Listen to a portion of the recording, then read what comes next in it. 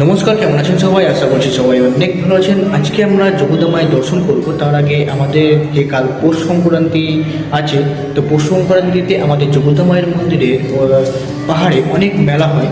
আর প্রতি বছরের মতো এই বছর আমাদের মেলার আয়োজন করা হয়েছে। তো আমাদের মন্দির সাজানোর কাজ চলছে, তার মধ্যেই একটা ভাই আমাদেরকে বিস্তারিত শর্টভাবে বলে বোঝাবে। তো চলো আমরা সেটা আগে শুনি।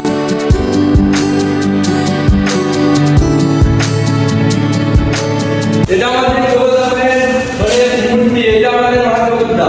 এখানে আমাদের জগদ্ধামের সিংহাসনে মা বসে আছে। আপনারা দর্শন করুন মায়ের সিংহাসনকে আমরা ফুল দিয়ে সাজাচ্ছি।